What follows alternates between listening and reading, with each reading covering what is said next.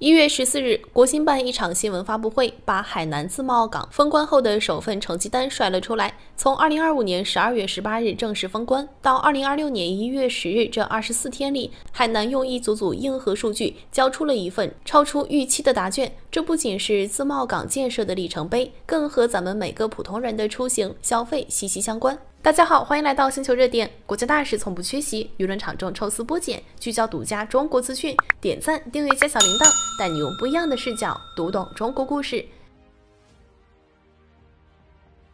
小编先带大家看看最直观的消费数据。封关后24天里，海南离岛免税购物人数达到58.5万人次，购物金额38.9亿元，同比分别增长32.4%和49.6%。换算下来，平均每天有2.4万人在海南买免税品，日均消费总额高达1.6亿元。这两个数字都比封关前明显提升。更关键的是，免税商品的选择也更多了。原来45类免税品扩展到47类，新增了数码摄像器材、微型无人机等电子产品，而且享惠对象从原来的离岛旅客扩大到了从海南离境的所有旅客，不管是国内游客还是国外游客，都能享受到这份福利。可能有朋友没概念，小编举个例子你就懂了。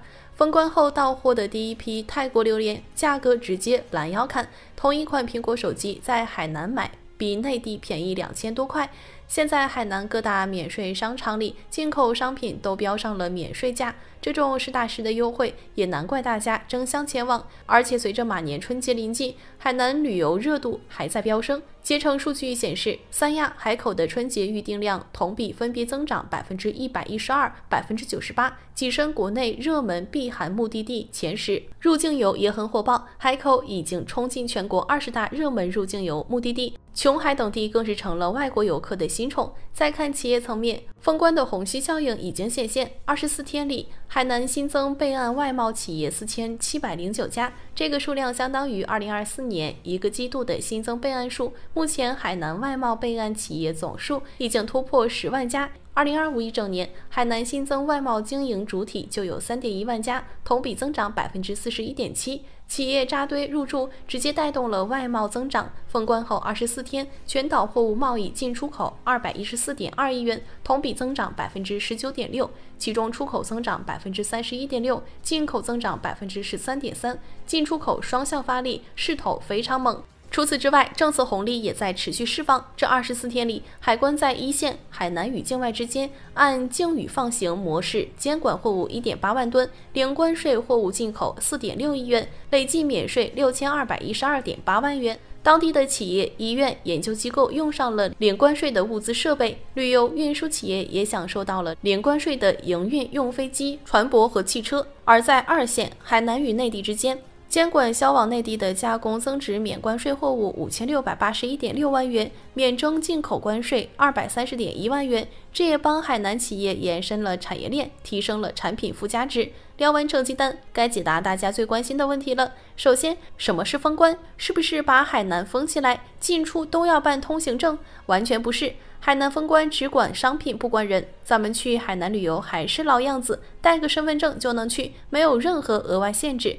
所谓封关，核心是给海南建立一套独立的关税规则，简单说就是12个字：一线放开，二线管住，岛内自由。一线放开就是海南和境外之间的商贸往来全面放开，除了少数特别管制的商品，其他商品进出海南默认零关税。这意味着整个海南就像一个大号免税店，以前要凭出入境机票在机场免税店买的进口商品，现在在海南的商场里就能直接买，而且价格更优惠。那是不是能去海南买几辆劳斯莱斯、法拉利带回来？别着急，个人自用小汽车目前还在管制名单里，除非是一次性进口15辆以上，用于旅游、运输等经营活动才行。还有人问，做代购行不行？去海南扫一波奢侈品，倒腾回内地，是不是能赚大钱？答案是不行。不管是国内游客还是境外游客，在海南买免税品虽然能带走，但每年有10万元的免税额度，不管一年去几次，超过10万的部分都要补税。如果是海南本地人，且一个自然年度内有实际离岛记录，虽然能不限次数购买化妆品、香水等15类日常进口商品，但同样是每年10万限额，而且且单件商品价格不能超过2万。也有朋友想在海南创业，在海南开厂，进口原材料设备零关税，再卖到内地，成本不就低了？理论上可以，但有个关键限制，海南生产的商品卖到内地，想要免关税，加工增值必须超过30%。比如从泰国进口椰子到海南，简单换个标签就想免关税销往内地，肯定不行。但如果加工成椰子汁、椰子糖，增值超过30%，就能享受免关税政策。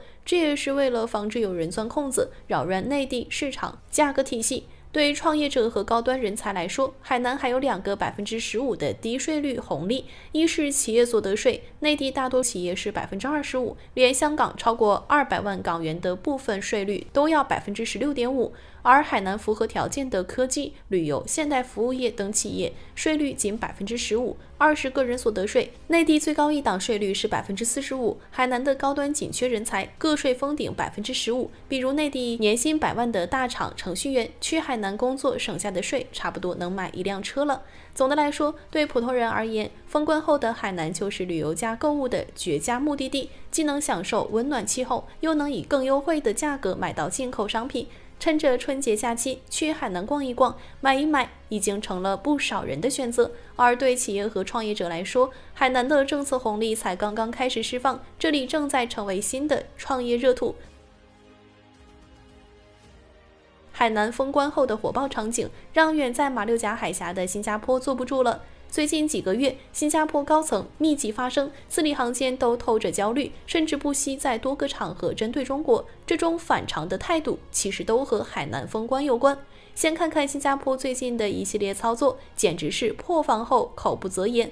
总理黄循财在多个场合针对中国，提到钓鱼岛时，居然用了日本单方面称呼的尖阁诸岛，这明显是在试探底线，还慷他人之慨，要求我们放下和日本的历史恩怨。这话听着就让人费解，轮得到你来指手画脚吗？总统尚达曼也跟上不到，在智库会议上质疑中国的自主创新能力，说希望我们保持和西方的相互依赖。紧接着，新加坡外长更是自说自话，声称不想做中国的附庸。这话一出来，不少网友都笑了，谁要你做附庸了？你也配？更离谱的是，贸工部长徐方达还建议中国在中美贸易争端中让步，说要避免区域紧张，合着我们该怎么做还要你教。这一连串操作下来，你是不是都看不懂了？新加坡以前不是一直标榜中立吗？怎么突然变得这么激动？其实答案很简单，海南封关动了新加坡的蛋糕。新加坡之所以能成为富裕国家，核心不是靠勤劳聪明，而是靠它独特的地理位置，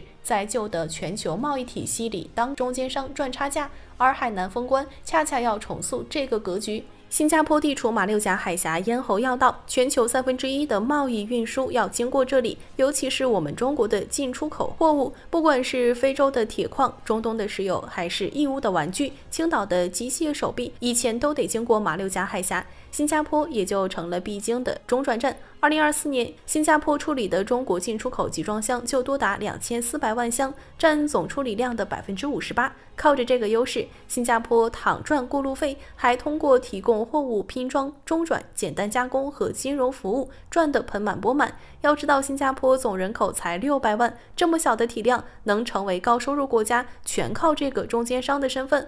当海南自贸港封关后，全新的游戏规则来了，直接让新加坡的中间商优势荡然无存。举个具体的例子，一家欧洲高端自行车制造商，车架在意大利设计，变速器来自日本，轮胎产自马来西亚，最终要卖给中国消费者。以前的模式是，所有零件先运到新加坡，集拼、中转、库存管理，再整批运往上海、深圳、清关。新加坡在这个过程中赚足了物流、仓储、金融结算的服务费。现在海南封关了，这家企业可以直接把工厂建在海南，所有零部件零关税进入海南，在海南完成组装后直接免税销往内地。这样一来，物流更快，成本更低，市场反应更及时，谁还会再选新加坡当中转站？再比如印尼总旅游，以前卖到中国要先运到新加坡精炼，再出口到中国，整个流程要20天，每吨物流成本120到280美元，通关要6小时。现在直接运到海南加工，再销往内地，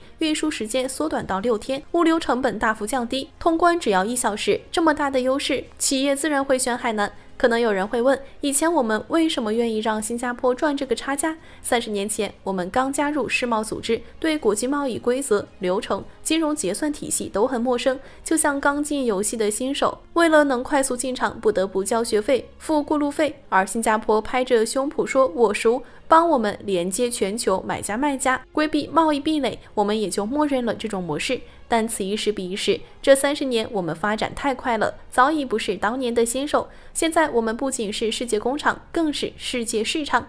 所以说到底，新加坡的焦虑本质上是旧体系受益者面对全球秩序重塑的无力感。海南封关不是为了针对谁，而是为了打造更开放的平台，实现互利共赢。而新加坡如果不能认清形势，还抱着旧的思维模式不放，只会越来越被动。未来的世界靠的是合作共赢，而不是当中间商躺赚差价，更不是跟着别人搞对抗。新加坡要是想不通这一点，以后的日子只会更难。